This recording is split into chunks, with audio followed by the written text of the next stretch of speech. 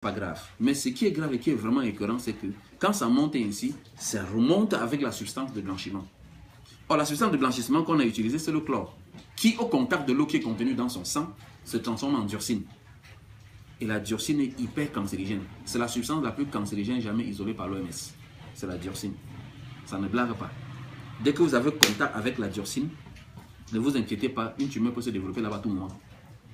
Or, les femmes utilisent au moins pour 3 jours des serviettes hygiéniques sur 30 jours. Dans un mois de 30 jours, elles ont au minimum 3 jours d'utilisation de serviettes hygiéniques. L'OMS estime que sur une durée de 30 ans, la femme en utilisant les serviettes hygiéniques de basse qualité souffre 80% de chances de développer un cancer de col de l'utérus. Vous comprenez pourquoi aujourd'hui, vous pouvez rencontrer facilement une fille à 21 ans qui a un cancer de col de l'utérus, une fille à 25 ans, à moins de 30 ans, qui a un cancer de col de l'utérus. Il y en a qui à 30 ans n'ont même plus d'utérus parce qu'on a enlevé à cause des myomes et des fibromes les serviettes hygiéniques de mauvaise qualité. Bon, j'enlève toute la matière-ci et je mets dans son verre. J'enlève également toute la matière absorbante de ma serviette aussi, comme pour l'autre. Mais avant de mettre dans son verre, je voudrais attirer votre attention sur ce gel, qui est un gel fait de fibres de bois. Pourquoi est-ce que je dois m'arrêter ici un peu pour vous préciser que c'est un gel fait de fibres de bois? C'est déjà pour vous expliquer que le bois comme celui-ci sur lequel nous travaillons, quand il est sec comme ça, il a perdu 90%, plus de 90% de son poids par rapport à l'état où il était quand il était sec. Donc, si le bois peut se déshydrater à ce niveau, ça veut dire que c'est également l'élément le plus absorbant de la nature. C'est pour ça qu'on en a fait les fibres pour mettre dans la serviette hygiénique. Bon, maintenant, je vais prendre tout le principe absorbant de notre serviette de ce soir et placer dans ce verre. Et vous remarquerez que le coton qui l'emballait est tout à fait sec. Le coton est tout à fait sec. Même pas une seule goutte. Le coton est totalement sec. Voilà. C'est un coton tout à fait sec. Bon. Je reviens ici. Ça, c'est du papier plastique. Et c'est un dérivé des déchets pétroliers. Donc, c'est cancérigène. Le ministère de l'Environnement du Cameroun a interdit même d'emballer nos nourritures dans du papier plastique. Parce que tout le monde est déjà convaincu de son danger. Et non seulement cela, au Tchad à côté, quand vous le faites, on vous prend, vous allez d'abord en prison pour au moins 3 mois. Et puis c'est après ça qu'on va réfléchir pour votre cas. On vous prend, quand vous emballez la marchandise avec, on prend et la personne qui a vendu et la personne qui a acheté. Donc là-bas c'est très sévère. Donc ça c'est du papier plastique. Et son danger vient de quoi? En fait, le concepteur de la serviette ordinaire a mis le plastique parce que sachant que sa serviette n'absorbe pas, il faut au moins emballer, il faut au moins protéger les robes des femmes. Parce que sinon, elle peut être en train de diriger la chorale avec sa robe blanche et puis finalement, ses menstrues arrivent et puis tout le monde voit une grosse tache rouge. Le rouge sur le blanc, c'est pas du jeu, ça se voit sans lunettes. Donc, donc c'est pour ça. Donc, ils ont mis ça pour protéger au moins les vêtements. Mais cependant, c'est un gros danger. Parce que le plastique étant à l'entrée de l'appareil génital, ça y crée un milieu chaud. Et dès que le milieu chaud est créé, ça développe les bactéries. J'ai souvent pris l'exemple au niveau d'une expérience que toutes les femmes font pratiquement. C'est-à-dire, elles achètent la viande au marché et on emballe dans du papier plastique. En rentrant à la maison, elles rencontrent peut-être leurs camarades avec qui elles font un peu de congossa, comme ça ne manque jamais chez les femmes, pendant 5-10 minutes, ou même 30, puisque ça soit la peine à finir. Maintenant, dès qu'elle arrive à la maison, dès qu'elle défait son écaille, ou le boucher a emballé la viande, elle se rend compte que la couleur vire déjà vers le noir. Mais qu'est-ce qui fait cette couleur verdâtre sombre? c'est le développement des bactéries dû à l'absence de l'air. Or, les anions sont dans l'air. Les anions sont pour l'air ce que la vitamine est pour la nourriture. Maintenant, ces anions n'ont pas pu arriver sur la viande et la viande commence à pourrir. C'est ça qui fait cette couleur verdâtre. Et quand vous observez bien, vous vous rendez compte que même l'odeur de la viande est un peu virée. Et c'est exactement le même phénomène qui se passe quand la femme a ses menstruations. Cette odeur remonte de temps en temps. Si elle fait son cabas comme ça, elle sent comment c'est monté. Elle a l'impression que tout le monde est au courant qu'elle sent. Alors que ça monte d'elle. Elle est obligée très souvent de se retirer dans un coin, se changer avant de revenir, elle met le parfum. Pourquoi? Parce que, au fond, elle est en train de vivre un phénomène de putréfaction qui ne dit pas son nom. Et l'OMS dit que sur chaque centimètre carré de sa serviette en ce moment-là, tous les 2 heures se développent 107 bactéries. 107 bactéries. Tous les 2 heures. Bon, vous comprenez pourquoi après les menstrues, il faut aller en pharmacie, trouver les bons pour les démangeaisons, pour tel type d'inconfort, et ainsi de suite, ainsi de suite. Sans compter que la récurrence de ces choses finit parfois par amener des cancers de l'ovaire et d'autres complications. Bon, ça, je reviens un peu ici.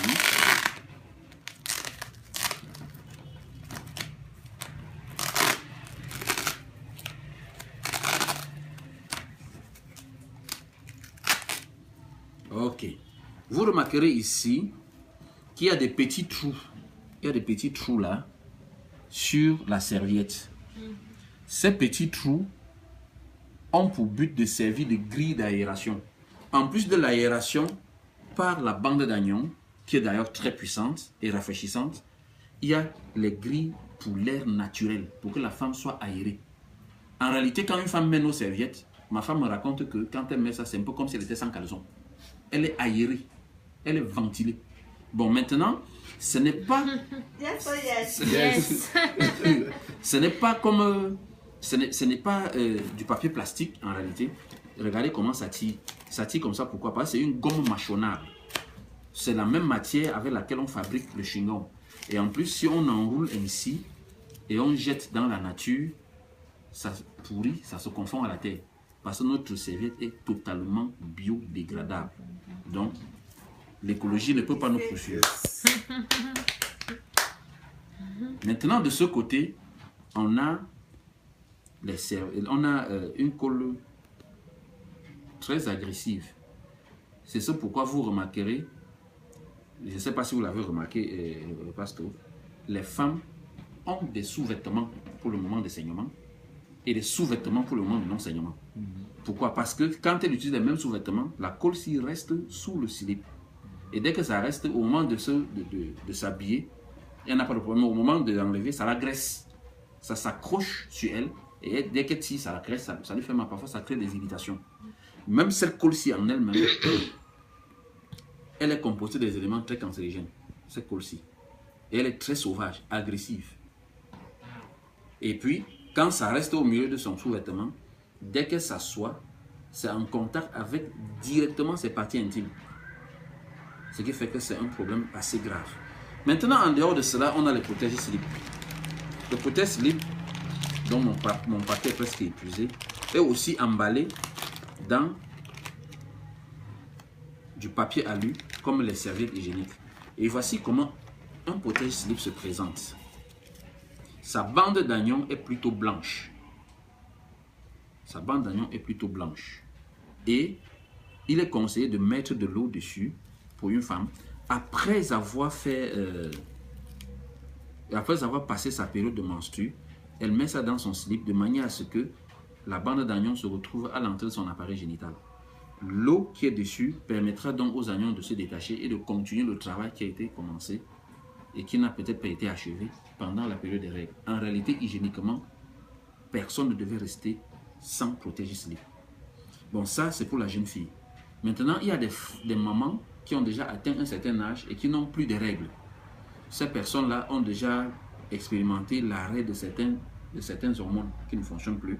Et, par exemple, les règles ne viennent plus et tout et tout. Ces personnes-là ont d'autres types de problèmes. Elles ont des bouffées de chaleur, sont nerveuses, elles sont très irritables et tout et tout. Ces personnes utilisent des serviettes hygiéniques. Ça permet de calmer les bouffées de chaleur. Vous voyez? Il y en a qui sont déjà à un certain niveau où, en plus de bouffer des chaleurs, elles ont des sécheresses vaginales. C'est en ce moment que vous voyez la mémé, elle quitte la chambre de pépé, elle part dormir avec les petits-fils. Bon, les enfants pensent que c'est parce que la maman aime trop les enfants, qu'elle veut plutôt dormir là-bas et laisser son mari de l'autre côté. Mais en fait, c'est parce que à cause des sécheresses vaginales, les pénétrations au moment des rapports sexuels sont très douloureuses. Parce qu'il n'y a aucune lubrification. Alors, elle quitte la chambre pour ça. Elle ne peut pas t'expliquer, mais c'est comme ça. Elle attend que quand tu vieillis, toi aussi, tu comprends que c'était ça qu'il avait chassé. Donc, chacun arrive là-bas avant de comprendre que, donc c'était comme ça. Bon, maintenant, aujourd'hui, on connaît déjà de quoi il s'agit. Et il y a la bande d'anion sur le protège-slip qui peut permettre à ces sécrétions de revenir. Les sécrétions reviennent au point où quand son vieux mari le touche, parce que le mari, lui, il est actif jusqu'à la mort. La maman, à un moment donné, elle a les problèmes de sécrétion et parfois elle fuit, mais le mari, lui, il est actif. C'est pourquoi, à cet âge-là, parfois, les vieux prennent les jeunes filles. C'est à cause de ça, puisque la maman n'est plus prête à partir, elle n'est plus partante pour ces choses, il est obligé de se taper notre jeune fille. Donc, avec les protèges slip-ci, les vieilles mamans peuvent conserver leur mari pour elles toujours, comme quand elles avaient 25 ans, 26 ans. Voilà. Les sécrétions reviennent. Donc, maintenant, pour les hommes doivent aussi mettre ceci. Pourquoi? Parce que l'homme naît avec un organe qu'on appelle la prostate. La prostate n'est pas une maladie. C'est un organe comme l'œil, comme la peau, comme la langue, et ainsi de suite. La prostate, c'est un organe. Mais seulement, à partir de 40 ans, parfois, la prostate commence à prendre du volume, progressivement. Et quand ce volume, qui normalement doit être à la taille d'un citron ou d'une balle de ping-pong, commence à grossir jusqu'à être comme la taille d'une orange, je ne sais pas trop, ou même d'un pamplemousse comme ça, ça se frotte avec la vessie urinaire. Ces frottements permanents peuvent créer des irritations et même des infections qu'on appelle la prostatite. Et la récurrence de ce type d'infection peut arriver à provoquer un cancer de la prostate. Or, en utilisant donc les protèges slip, ça permet de maîtriser la prostate. Ça permet de maîtriser le volume de la prostate. Même s'il y avait déjà une hypertrophie de la prostate, en utilisant les protèges slip, ça ramène la prostate à sa taille normale. Je le sais par expérience parce que c'est avec ça que j'ai évité une opération de la prostate à mon père, à mon propre père, ici à Yaoundé. Ah ben, tu te souviens. Voilà. Il est venu chez moi, il a eu des crises de prostate comme ça. C'est là où j'ai su que mon père avait des problèmes avec sa prostate. Je l'amène à l'hôpital. Papa Nlen décide que non, médicalement, il faut se m'opérer. Il dit, ok, je vais me préparer. Je le ramène à la maison. J'avais les protèges. Je l'ai mis sur les protèges. Quelques temps après, on est encore rentré faire l'échographie. C'était un autre langage. Jusqu'aujourd'hui, là, il n'a pas de problème. Grâce à ceci. Donc ça, c'est un produit merveilleux pour les jeunes femmes, pour les femmes âgées et pour les hommes. Et quand un homme met cela, si c'est un homme qui n'a pas encore ce souci ou alors qui ne se plaint pas en matière de libido, il est vraiment prêt. À 4 heures. Oui, à 4 heures, il est prêt. Il est prêt. Il ne fuit pas.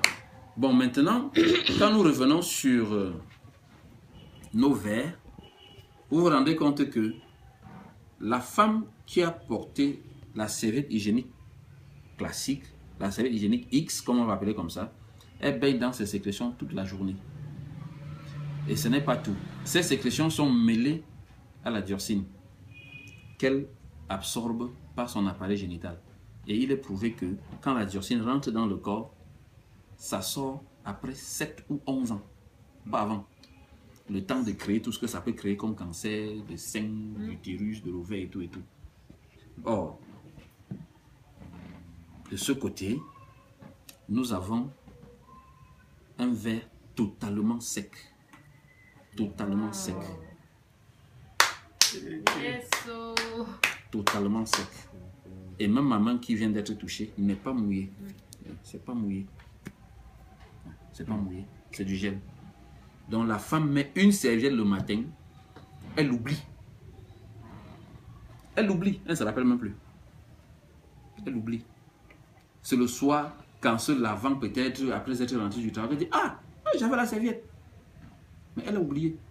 Sérieux. Parce que quand elle s'assoit, elle ne sent pas le mouillé, elle se lève, elle ne se rend pas compte qu'elle est ainsi de suite. Elle oublie. Donc c'est un peu ça, la présentation de la serviette hygiénique. Merci de m'avoir écouté.